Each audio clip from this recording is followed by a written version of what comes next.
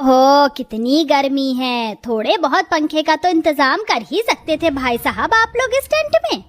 बहन जी, बस हाथ थोड़ा टाइट था, इस वजह से नहीं कर पाया, मुझे माफ कर देना। बहुत ही मुश्किलों से हमने अपनी बेटी की शादी की है, आप समझ ही सकती हैं कि हम कितने गरीब हैं। अरे गरीब इतना भी गरीब नहीं होता जितना आप दिख रहे हो। खैर अब क्या ही कह सकती हूँ। चल विकास, बहू को गाड़ी में बिठा ले। दुर्गा के इतना बोलते ही शिवन्या फूट फूट कर रोने लगती है और अपनी माँ और पिता को गले से लगा लेती है। माँ, पिताजी, मुझे आपकी बहुत याद आएगी। जिस आंगन में पली बड़ी, आज उस आंगन को छोड़कर जा रही हूँ। अरे पगली, हर बेटी को अपने ससुराल तो जाना ही होता है। ये सब देखकर दुर्गा अपने आप से कहती है, ओहो, इनका ड्रामा अभी खत्म नहीं होने वाला। मैं तो एसी वाली कार में ही बैठ जाती हूँ। दुर्गा एसी वाली कार में बैठ जाती है जो विकास के दोस्त की थी। अरे अमित, कार का एसी तो चलाना, बहुत गर्मी लग रही है। अमित कार का एसी चला देता है। कुछ ही देर में शिवन्या अपने पति के साथ कार में बैठ जाती है और अपने ससुराल पहुंच जाती है, जहां उसकी ननद उसका गृह प्रवेश करती है। आ जाओ भाभी, इस घर में आपका स्वागत है। पूर्वी गृह प्रवेश करके शिवन्या को घर के अंदर लेकर आती है। अरे चलो हटो हटो, मुझे थोड़ी देर कूलर की हवा खाने दो। अरे भाग्यवान, क्या दिक्कत है? जब भी मैं कूलर के आगे बैठता हूँ तो तुम्हें कुछ ज्यादा ही गर्मी लगती है और मुझे कूलर के सामने से हटा देती हो। अच्छा, तुम तो बस कहो ही मत, कुछ सारी हवा आपको ही चाहिए। हम तो जैसे पागल हैं इस घर के अंदर। अब तुमसे भला कौन ही जीत सकता है?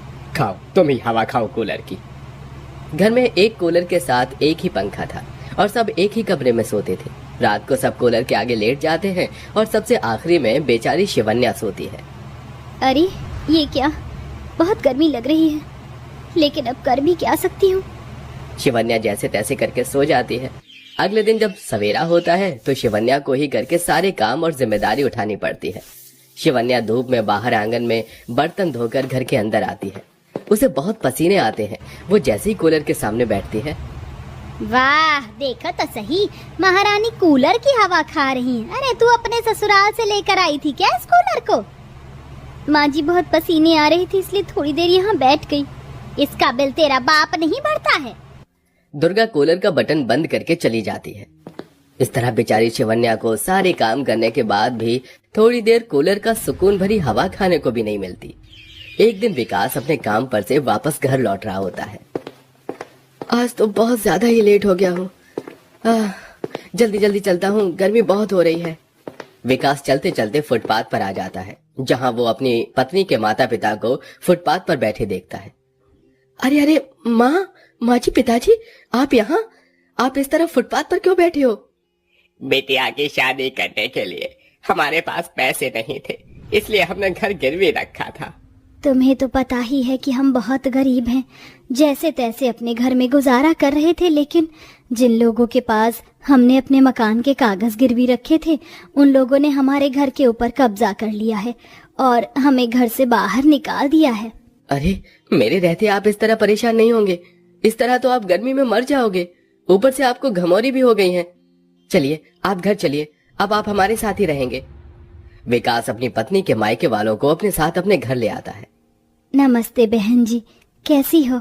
मैं तो ठीक हूँ, लेकिन आज बिन बुलाए आज हमारे घर पर। माँ, इन्हें मैं यहाँ लेकर आया हूँ। विकास दुर्गा को सब बताता है। अरे तेरा दिमाग खराब तो नहीं हो गया है? तू क्या सोचकर इन्हें घर ले आया? अरे हमारा खुद का गुजारा तो हो नहीं पा रहा, अब तू इन्हें भी इस घर के अंदर ही रखेगा? माँ, आप भी ना कैसी बातें कर रही हो? जैसे हम लोग इस घर में रह रहे हैं उसी तरह ये लोग भी रह लेंगे।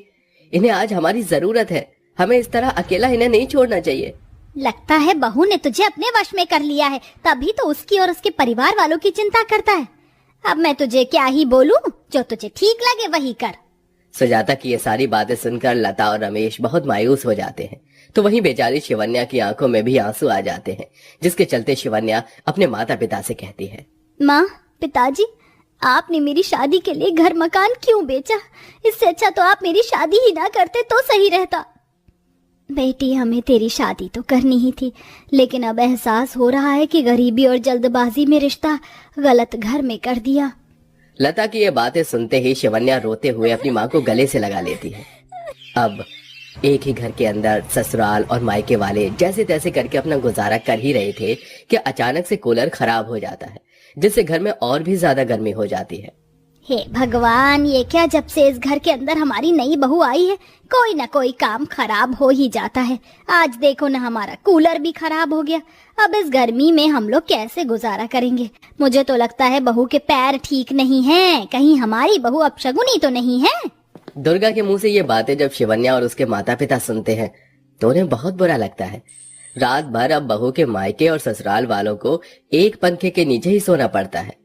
किसी को भी पंखे की हवा सही से नहीं लगती और सब पूरी रात परेशान हो जाते हैं। ये देखकर अगले ही दिन शिवन्या काम करने के बारे में सोचती है। इस तरह मेरे पति अकेले घर का खर्च कब तक उठाएंगे? मुझे अपने पति की मदद करनी चाहिए। अगर मैं भी कमाऊंगी तो उन्हें थोड़ा सा साथ मिल जाएगा। काश कि मैंने तेरी शादी कोई अच्छे घर में की होती। कम से कम ये दिन तो तुझे देखने नहीं पड़ते। ये सब हमारी ही गलती है बेटा। इस तरह शिवन्या सुबह आंगनबाड़ी में बच्चों को पढ़ाने का काम पकड़ लेती है और शाम को एक अमीर घर में खाना बनाने का काम पकड़ लेती है, लेकिन इसके बारे में वो किसी को नहीं बताती। एक दिन शिवन्या की माँ लता ही उससे पूछ लेती है, तुम रोजाना सुबह शाम गायब रहती हो, कहाँ चली जाती हो? वैसे तुम्हें सब कुछ जानती हूँ, लेकिन मैं तुम्हारे मुंह से सुनना चाहती हूँ। एक माँ से उसका बच्चा क्या ही छुपा पाएगा? माँ, आपको पता चल गया है कि मैं काम करने लगी हूँ। हाँ बेटी, मैं जानती हूँ, लेकिन तू जानती है ना तेरी सास कैसी है। अगर उसे पता चला तो तुझे 100 बात सुनाएगी। मुझे अपने पति की हेल्प करनी है और साथ में इस घर के अंदर एक कूलर पंखा दोबारा से लगवाना है ताकि किसी को गर्मी में मरना ना पड़े। ऐसे ही शिवन्या बहुत ही स्ट्रगल करती है। उसे घर के सारे काम भी करने होते हैं और साथ में उसे छुप छुप कर नौकरी पर भी जाना पड़ता है। एक दिन दुर्गा शाम के वक्त लता और रमेश से कहती है, अरे बेटी के ससुराल में आने के बाद मुफ्त की रोटी तोड़ते हुए शर्म नहीं आती क्या तुम्हें? मुझे तो लगता है बिल्कुल ही बेशरम हो। तभी वहाँ ऑफिस से शिवन्या वापस घर आती है और वो ये सब सुन लेती है। उसके हाथ में एक पंखा और एक कूलर होता है। देखो तो सही, क्या कहने, एक हाथ में पंखा है तो एक हाथ में कूलर। किसका है ये सब मेरा है माँ जी, मैं लेकर आई हूँ। आज मुझे मेरी पहली तनख्वाह मिली है, बस इसी की खुशी में। शिवन्या कूलर और पंखा अपने कमरे में लगा देती है, जिसके बाद उसका कमरा बहुत ठंडा हो जाता है। अब से शिवन्या अपने माता पिता को अपने कमरे में ही सुलाती है। उनका ये प्यार देखकर दुर्गा को कहीं न कहीं अपनी गलती का भी एहसास होने लगता है। मैंने जो अपनी बहू के साथ किया वो बिल्कुल भी ठीक नहीं है। मैंने उसे बहुत सताया और उसके साथ साथ उसके मायके वालों को भी। बेचारी मेरी बहू इतनी मेहनत करके एक पंखा और कूलर लेकर आई है आज। अगले ही क्षण दुर्गा रमेश और लता से माफी मांग लेती है। ये देख शिवन्या को अच्छा लगता है कि उसकी सास को अपनी गलती का एहसास हो गया है और उसका ये बदलाव देखकर शिवन्या बहुत खुश होती है। किसी को कोई परेशानी नहीं करती। कुछ समय बाद लता और रमेश अपना कर्ज उतार देते हैं और वापस से अपने घर में रहने के लिए चले जाते हैं।